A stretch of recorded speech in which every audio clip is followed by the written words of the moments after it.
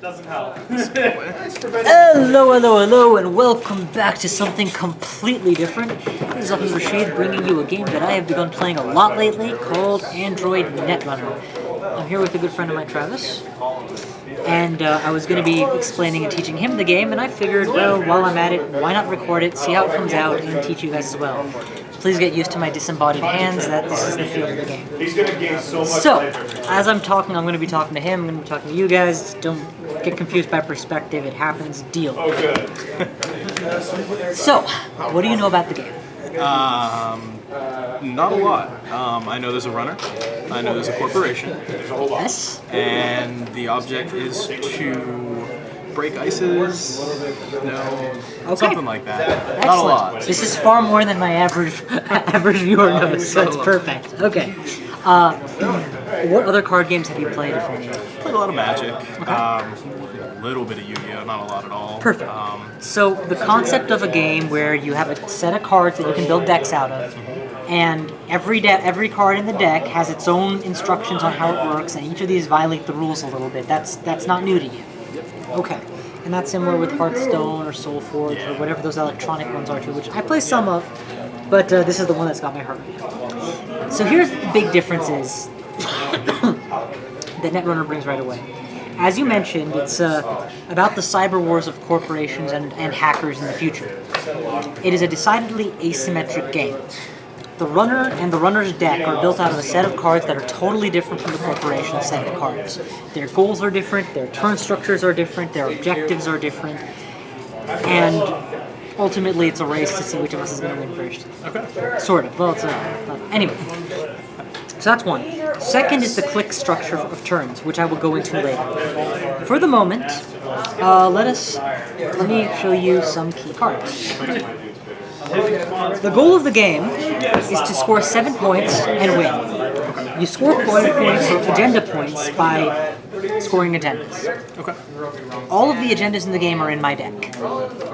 So how are you going to win if all of them are in my deck? Get them out of your deck. Bingo. Okay, so say that on my turn I were to click and install this card. You'll want to put it in face down. I could click and pay to advance it. Click and pay to advance it again. Score. I meet the requirement cost of scoring, which is the 2 advancements. And that nets me the 1 point of a scored agenda. That would go up here in the out of game or the scored area, and I would get points accordingly. And whatever benefits the card reads have happened when you score it, that happens to me right now. In this case, gain 7 credits and take a bad one. Sounds good. Well, that worked out pretty well for me. Let's try a different scenario. I click and I install an agenda, and I advance it and I advance it. But this one actually costs 3 advancements, so I can't score. It's your turn. Let's give this another step. Okay. Goes in the And stack. let's give you a quick track. Quick check. Now, how might you come at me and take this card? What you would need to do is utilize these abilities that are listed down here, and I don't have a handy card to show my viewers, so I'll have to post that in later somehow. I'll figure out how to edit this. Gotcha. But these are the different actions you can take at the beginning of every turn. Drawing a card, drawing a credit, installing, which typically means paying and then putting down a card, whether it be a program or a hardware or a resource, or playing an event, which is the equivalent of a sorcery in Magic. You pay it, it happens, it's done, it does what it says to the card. Good times. So, the last ability is the one I really want you to look at right now. Click, make a run. Go ahead and click to make a run. When you make a run, you declare a server that you wish to attack. Okay. This is a server, it's my headquarters, it comes to my hand. This is a server, it's R&D, it goes to my stack, or my deck. This is a remote server I create, it goes to whatever card I put there. This is my trash, it's a server, you run on my trash. So go ahead and declare a server you wish to run on. Okay. I'm going to declare the one that you put down. The remote server. The remote server. Okay, you are now running on this remote server. Alright, I'm running on that remote server. So, for those of you who enjoy theme with the game, you're now hacking into the interwebs and fighting on these servers and trying to get into corporate headquarters and or, in this case, a remote server to steal their goodies that have been advanced. I have nothing protecting the server, so you go right through. Do you wish to access the card, or do you wish to jack out and then move on? Let's access. Bingo. You access this, and since it is, in fact, a agenda, Okay. I get you 2 would agenda. immediately steal it and take 2 points. You'll notice you don't have to pay this. You don't have to worry about advancing it. You just steal the things. Nice. And all my advancements, waste of time, waste of money. Well, this game is awfully simple for you, isn't it? Let's make it a little bit harder. So, back to the exact same scenario. And now, let's make it not the exact same scenario. Yes, I can draw 12 cards every turn. It's a little-known trick called cheating. What have we here? The same card, which, as we all remember, is in fact a 3 advanced 2-pointer. But now there's a card up here in front of it, outside the server, defending this server. This card is called an ice. Ice is installed outside the server, protecting it. Go ahead and attempt click to make a run. Where are you going to run? I'm going to run towards... You are now running, you approach this ice. Okay. If I don't pay to flip it face up, it's inactive and it stays down. You would go right past it. So I have a window here where after you approach where I may choose pay or don't. And I can of course check any time in case I forgot. I will in fact pay 1 credit, which is the res cost of Ice Switch. Ice has a few important properties. Let me leave one out for you and then hold one up to the camera at the same time. I think that would be easiest. Oh my god, this is a terrible, terrible shuffle. I'm glad we're not playing this right now. So ice have a few important properties. Firstly, they have a cost to play. Flip face up, that's the one in the top corner. Next, they have a type. Hang on a second. Pat, can you turn that down a bit? Pat, can you turn that down just a little bit? Thank you. Can you turn it down a little bit? Sorry, where's the... Thank you. Sorry. So it has a type. In this case, it's a type barrier, and you can see that on the side. Finally, it has these arrows, each leading to a clause. In this case, end the run. That's what happens if you face plant into this and can't do anything about it. Finally, there's a number in the bottom corner. In this case, 1. That's its strength. We're going to ignore that for now until it becomes irrelevant. So, you ran, you came across this, I paid to flip it face up, you are now encountering this piece of ice. Alright. What can you do about it? You have no ability to deal with barriers, so you can do nothing. All the stuff on this card is now going to happen to you, and in this case, just one thing, end the run. Your run is ended, you did not succeed, you didn't get through to the end, you didn't access. Sad face. No, I didn't. Well, that leaves me... Hyperbats. Green. That leaves me pretty free now to just sit here on my heels and then win the entire game, right? You can't get through my ice. I guess this game is pretty easy. I'm guessing I get cards too. Yes, and that's where the game becomes a little bit less simple. I'm going to put that one in your hand, Okay, so this and I'm one. going to give you 5 credits, 5 cards. because, you know, don't want you to be too rich for my blood. So, your first click, you ran. I rezzed this, you saw that you were now stuck by a barrier, but you're confident that's an agenda. You have 1 card in your hand, go ahead and use it, because to use it, you would have to click to play an event, pay its cost, should say right in the corner. This goes to your heap, which is your trash pull. And in this case, the effect of this card is search your deck or your stack for an icebreaker, reveal it, and put it in your hand. So I want you to look for a card called Corroder. It should be orange, have a little picture of a pyramid on it. Corroder. Bottom of the deck, I am glad you searched for it. So this here is an icebreaker. You can tell because it says program icebreaker. Icebreakers have a few different properties of their own. They have their cost. They typically can break some kind of ice, and it tells you what. Tells you how much you have to pay, cost, effect, and of course how strong the break is. So this would go into your hand. Next thing I want you to do, well, you'd have to shuffle this guy, but don't worry about that. It's not super relevant. Next, use a click to install your icebreaker. It does you no good in your hand. Okay, so install icebreaker, and it is Casting cost should be on the top. Yep. So program would go up here. So click, and then it costs me 2. Yep. You'll also note the silver chip. It takes up 1 memory. Okay. If you reach 4, that's fine. If you exceed 4, you've got to lose programs. So don't go over 4 unless you really need to. So now, you've spent 3 of your actions, and I want you to note right off the bat the versatility of that turn. You ran on something that you had no idea what it was, but you had a card in hand that would let you find any kind of breaker you needed. Because I had to pay to flip it face up, you figured out what you needed and you reacted accordingly. On the flip side, you might have spent the exact same turn just drawing 4 cards. If you had nothing that you could do and nothing you could do with it. Or you could run all these other servers that are wide open and say, okay, I'm not even touching that one. You can keep that, I'm going this way. You had a lot of versatility to make a plan with your turn, and that's something very important down the road. Okay, last click. I will leave this one to you.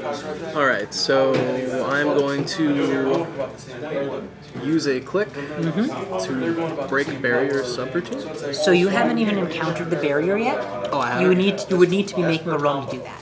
Oh, so I would have to make a run. So click to make a run. So I click to make a run. The server issue? Yep. You run and you encounter Ice Wall. Ice wall. So now, right off the bat, you do have a breaker that can interact with it. This is the strength of your breaker. This is the strength of Ice Wall. If you meet or exceed the strength, you're fine. We can talk. If not, you would have to raise the strength somehow. Okay. Or lower mine. Okay. So now that we know you can interact, here are the abilities that this card has. Pay a credit, break a barrier subroutine. Pay a credit, add a strength.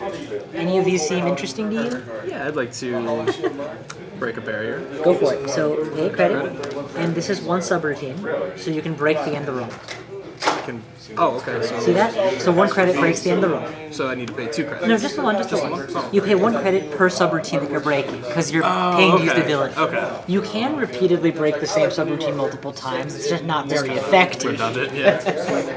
Okay, so you've broken in the run. Okay. Now, you're done with all the abilities you wish to use. All the remaining subroutines will fire. There are none. You now are past that piece of ice. Note that the ice stays up. Okay. But also note that the barrier breaker stays up. You can effectively run this server for a credit right now. I might later install more ice to make it a little more taxing. I might install a different kind of ice so your barrier breaker will be insufficient. You'll need more breakers. But for the moment, you are passed. Okay. Do you wish to access this card? Yes, sir. Ta-da! You steal an agenda. Who would have thunk it? And again, you get the 2 points. Great. With me so far? So far. Okay, so we've gone over basic anatomy of a run, ice, how to res, and that agendas are on remote servers. Agendas are not all that can go on remote servers. There are other kinds of cards, which this deck has unfortunately very few of, so it's not going to be as easy to demonstrate, but I will do my best. That's 1. And you'll note that it has a type. Oh, sorry, I'll go over it with you in a second. This card is an asset. Assets generally do something of value. In this case, well, the card I'm holding up will let me click for 2 cards instead of 1, as well as reshuffle some cards from my trash archives back into the deck. This card, Melange Mining Corporation, I can click 3 times and get 7 credits, instead of the usual click for 1 credit. So, pretty good income. Note that assets also have a trash can in the bottom corner. If you run on an asset and pay that and access it, you can pay that much money to make me throw it away. Oh, and you just have to throw it away. It goes to the trash. Note also the number at the top. Assets are not free. Until I pay to flip it face up, I can't use it. However, these assets are pretty cheap, which is part of why they're in this deck. Anyway. So say that you are now looking at an opponent, and for his turn he does this and this. Are those both agendas? Are they both assets? Maybe this one costs 5 to trash, so he knew it would be safe even though it was open. Or maybe he's just trying to bluff you and it's actually 1 to trash, but he's hoping you don't run it so he can get a free 6 credits. That's part of the strategy that can go in here. This could be an agenda, or it could be a really valuable card that I just needed kept safe. And while ice like this is 1 strength, 1 credit to break easily, some ice is 3 strength, and there are even some really big ones that are 6 strength like Archer, or even 5 strength, but 8 to res, massive like toll booth. So there are really powerful abilities to stop you from running on the end game. Also, because I just randomly pulled these out, let's quickly look at these particular cards. Barrier, Code Gate, Sentry. Those are the 3 primary kinds of ice in the game. There's a couple exceptional ice that are either untyped or typed something weird, but basically these are the subtypes of ice. This is a barrier breaker. Your deck contains 2 different kinds of Sentry breakers and 2 different kinds of Code Gate breakers, each with their own properties and value. For example, the Code Gate breaker, this one is good, is cost efficient, but you still have to pay to get through stuff. The other one is free to get through stuff, but it's fixed at strength 3 and can't increase its own strength. Okay. Generally speaking, it's only worthwhile to have one of each breaker out, unless your specific setup requires more, or your opponent's ice gotten through more cheaply some other way. And you can totally choose which program abilities to use during a run. But you can't, for example, add the strength of 2 different breakers together or something. That's not how it works. Okay? Sounds good. So if you were running on a server like this, how scared are you? I did just show you that this is an 8 credit and this is a 4 credit piece of ice. You wouldn't normally know that. Given that information, can you run this server right now? Probably not. Not with what I have out. Well, I only have 1 credit. Oh, so you can't activate. I'm not going to be able to pay for this stuff today. Okay, so it's good to pay attention to your opponent's credits Exactly. When I have a lot of money, you have to start being a little intimidated. Maybe he's going to res something bigger. Is that even a big deal? Let's say that you run here, and I pay a whopping 8 credits to stop you. And you say, wow, okay, well, that's my run. Well, now I'm broke. Yeah. Depending how easily I can recover, that could set me back a long way in my plans. Okay. So sometimes it's to your benefit to force your opponent to spend money. Other times, you face plant into a card like this, which says, gain money, trash a program, and end the run. That sets you back to square one. That puts me back. So knowing what cards exist in the format and what your opponent could do is also really important. And that takes time and practice to learn. But these are the bare knuckle essentials. I feel like at this point what I would do is say let's quickly just go until somebody scores or steals an agenda, and then wipe and start over so that you can ask me questions freely about what different cards mean and how they work. Does that sound okay? Sounds good. I have one question. What would be the purpose of me going straight towards your corporation? Excellent. Sorry, I should clarify that. So if you run a remote server, you are attempting to access the juicy cards on that. What happens if you run my deck? You would access the top card. Okay. At the very least, you now know I'm about to draw it. Okay. Like if you can't do anything with it like that. But say that instead you access this guy. Well, it's an agenda, so you just steal it. Oh, so you can potentially steal agendas right out of my deck if I'm not installing them. Okay. Well, let's say I know that you can do that, and I don't have a safe server here. So I'm holding 3 agendas in my hand. You can run on my hand. HQ. If you succeed, you take 1 randomly. That isn't an agenda. It goes right back. So note the difficulty. Repeated runs on the hand might not yield you the right cards. Or they might. And a 25% chance at catching the 1 agenda taken 4 times. Maybe. There's also cards that you get multiple cards at once. Okay. So different added abilities. This guy's special ability is that every turn, the first time he gets into HQ, he can get a free 2 credits. Oh, wow. So that really adds up and lets him pressure HQ much more easily. I will not feel safe holding 2 agendas in my hand knowing you can get in every turn, which might force me to play them here quicker than I would like. If you have tricks up your sleeve, you might get it. Sounds good. Let's give it a whirl. Now, do I draw, as the runner, do I draw any base cards for a starting hand? We all will start with 5 credits and 5 cards. Always start with 5 credits, 5 cards. The corporation always goes first. Lastly, the corp, you'll notice, only has 3 clicks to your 4. But the corporation is also required to draw at the beginning of their turn. That way I don't leave a piece of ice at the top of my deck and just stall out the game infinitely. You can't trash it, I'm not drawing it, nobody gets agendas, I win. Or don't lose. Long game. But free cards are free, and that is great. Until, of course, your opponent pulls out a medium. I see somebody looking at me weird, but don't worry about that now. Yeah. You remember, you can always draw a card with a click. You can always gain a credit with a click. I should have offered a card. Oh, that's okay. We're just learning anyway. So this is my opening hand.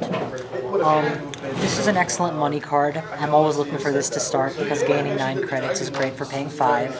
Got a fair amount of ice, ranging from cheap to expensive, and even an agenda that I might potentially try to score early on. Whoops, should not say that, but whatever. Let's see how this goes. Excellent! Any questions up front looking at your hand? Again, we're not playing for blood. Well, I'm playing for blood, but I always play for blood. This is a scenario where Let me read this guy real quick. you're at 4 damage, and if you hit a crit, What is meat damage? Ooh, good that you ask.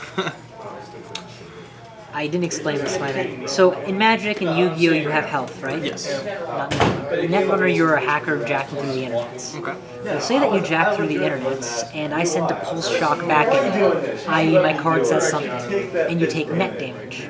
What happens is you randomly are forced to discard cards from hand. Okay. So 3 damage, lose 3 cards. Oh. If you are out of cards and you have to discard a card in Yu-Gi-Oh! And Magic, whatever, nothing happens. Physics. In Netrunner, if you're forced to discard as the runner and on an empty hand, you instantly lose the game. It's called flatlining. There are deck archetypes built around intentionally flatlining a runner. That's net damage. Okay. Meat damage is the exact same thing. Okay. The difference then is how it's dealt. Cards that protect from one kind of damage do not protect from the other. Okay. And cards that deal meat damage, flavor-wise, tend to be going out back and shooting the runner in the face. For example, Vulcan Cover. Bang, bang, bang, bang. Or this gem, Scorched Earth. It was in the very first set of Netrunner cards that was released, and whole decks revolve around trying to land 1 or 2 of these on the runner. 4 meat damage is 4/5 of your hand size. Yeah. 8 meat damage, you're pretty much dead. Note the condition, play only if the runner is tagged. So if you ever see an effect that's going to give you a tag, now you know why I'm trying to give you a tag. There are other things you can do to a tagged person, but it's kind of the most lethal. Okay? My deck does run 2 of that card. Okay. And a card that can force you to take a tag.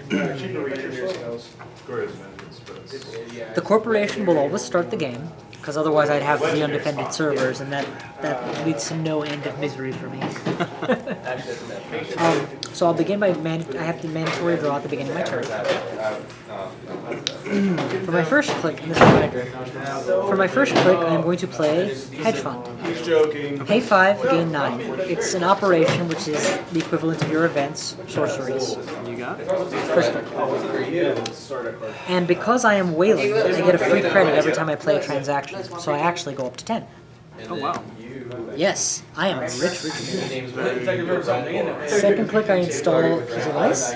No, sure. I don't want my dad to find these. For my final click, I install a piece of ice. Throw them out. Oh, It's your turn. easy way. Only the trash can right there. So I'm at 0. So I can draw a card, gain a credit, install a program, play an event, remove a tag. I am going to click, pay 2 credits. And I'm going to play an event. Inside job. Side job. Okay. I'm going to make a run, bypass the first piece of ice encountered during this run. Now, you do not actually encounter ice unless it's rezzed, which means even if I paid to res this now, you would still skip it. Okay, I usually save that so card let's wait until I make a for run. when. So, because let's say I have a remote server with a 3 advanced card, and you just don't have the breaker, it's a great surprise. Okay. Or ace in the hole. But you feel free to use it if you like. I don't insist. No, I mean, that makes much more sense now. So It's a strategic tool for me, as well as a tactical one. very good. So for that first one, instead, I'm going to make a run, and let's run at. Let's make a run at this one. Make a run at you. I will pay to res Okay. ice wall. Of course, I have money for everything right now. It's the same barrier you saw before, and the run. so I keep you out. Okay.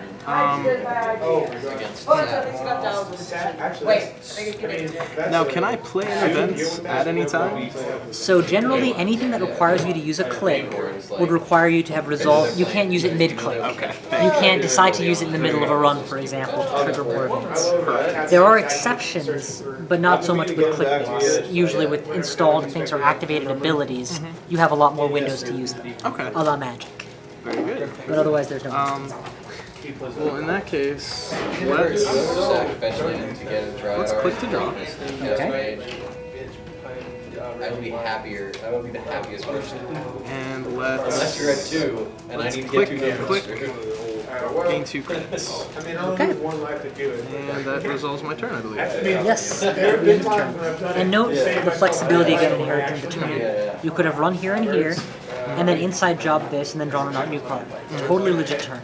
If you just really, you were convinced that I was holding a handful of goodies. Yeah. Or you could have just gotten 4 credits and said, I just need money. Probably a slower turn. Are you at 6 cards? I am. So you would have to discard down to 5. Hand size 5 at the end of turn. Oh, okay. Oh no. Well, let's get rid of this one. The 9 credit to install Icebreaker is going to be tricky to get out this early. Yeah. It does have a cool ability, but for 9 credits, yeah, I Seemed see. a little beefy. Yeah. Alright, at the beginning of my turn, I have to draw. Okay. Wow, this is a good string of turns for me. First click, I hedge fund. So pay 5. So you're loaded Gain again. 9. But in this case, +1, so 10. So net 5 extra credits. Second click, I will take a card. And third click, I will take a card. Go ahead. So I could have tried installing a new piece of ice to protect a new server. I could have attempted to do that, but I decided I wanted more options right now because he's not getting in, so I'm comfortable that he's not going to steal anything. Alright, let's click and make a run at your deck. You're running on R&D. R&D. I res. Enigma. So now you know what's guarding everything. Runner loses. Is that a click? That's the click. Okay. If able, and then the run. So I would lose a click. So I get 2. And then the run. And this is in fact a code game. Okay. Strength 2. So now, you know what's guarding every server. Yep. And if you can find breakers, you can probably start getting in for those. Alternatively, you can try and build up your financial position, you can try and build up your defensive position, you can draw another card and hope it gives you another option to use. You've got a lot of ways to play, and unfortunately this is one of those things that's very hard to teach. You kind of got to play it to get a sense. Also, I built the deck, so of course it runs the way I expect it to. Building your own deck is a huge way to get a leg up. What exactly is a power counter? Generally, the card will describe its own effect. Okay. So it's just a token of some variety, as opposed to a virus card. Okay. And the card will say how it's used. Understand. I'm actually not sure what in that deck uses power counters, so Damn it! I'm curious now. Let's click to draw. Okay. We're just saying because he's. Oh, I'm not criticizing. I understand. You know what? I'll certainly punch him. No, when I was telling him, we don't let other people's Click to play an event. All right. Pay the 2 this time. I'll run at your R&D. You approach the piece of ice. Yes. When you encounter it, you bypass it. You now access the top part of R&D. Okay. Access? I don't believe that is a. It's an ice, an asset, an agenda. It is a. Oh, I see it now. Okay, nice. Okay. So, no. So as it's an ice, it would go right back. And then I go right there. Next turn. And I pass turn.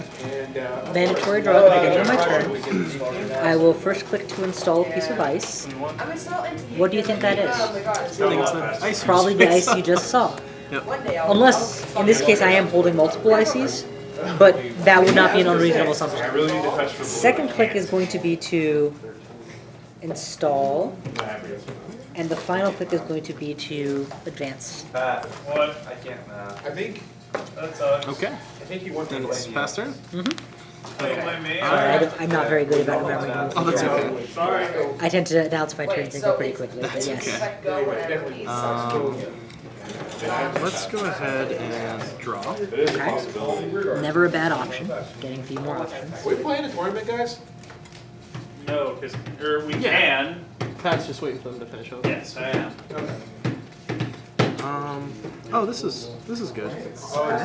Okay, so I'll play a click to play. So To it's like, pay a those are card. all worth the question check. I will Episode 3. pay. Paying 5 to put down Yogg. Okay. Down, yeah. That's a wonderful icebreaker to get on the board. So it's like, Yep. Hold up the camera real quick.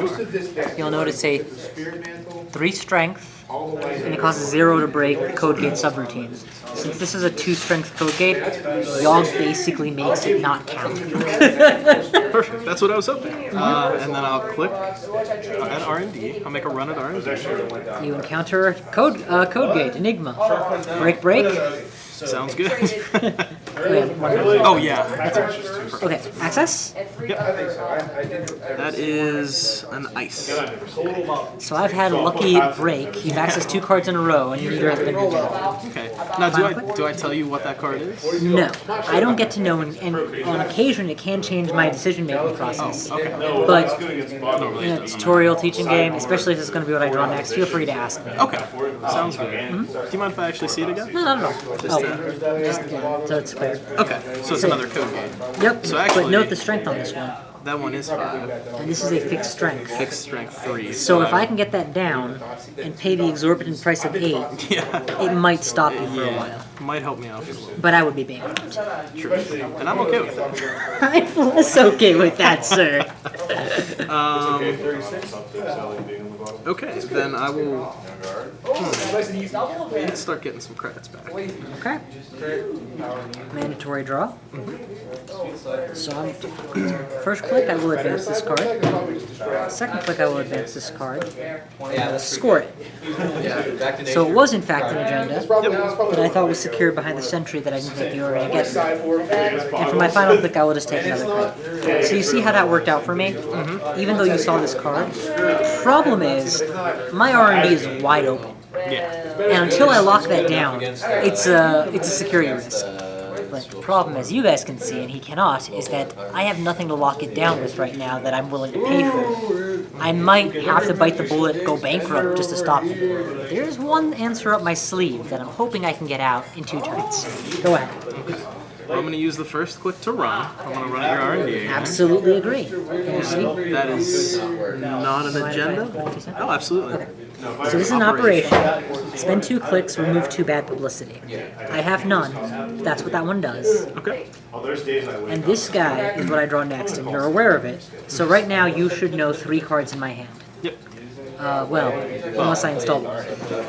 But there was the toll booth, the big ice code gate, the smaller ice sentry, and now there's going to be witness to Take a click. Except Let's take a click, draw a card. 13 extra innings. And you definitely hope to find ways to make money faster than a click and a credit at a time. Yeah. If you were able, for example, to break into HQ right now, you'd be getting 2 credits off his ability every turn. It's a full extra 2 games. Do you see what I'm saying? Yeah. And that would be racking up And then, something, and as well as keeping had been, pressure like, on my sitting there and hand. Played before us and was just like sitting there waiting for us to Oh, I wish I could. somebody to win the game. It's just like, all right, Fortunately, I'm just going to walk over after they've like, been like sitting there for Or 2 you, hours. and I'm not just doing showing you anything. options. We're like, You know, clicking for credit is fine. I don't know what's in your play hand. right now. Or you can click to get more and more cards. If you discard at the end of turn, okay. Oh, so it's okay to discard at the end of turn. That's not a negative thing. I mean, Well, it's bad, but it's better than how sitting on a often bunch in of stuff I Magic can't have you use. had 6 lands in your hand?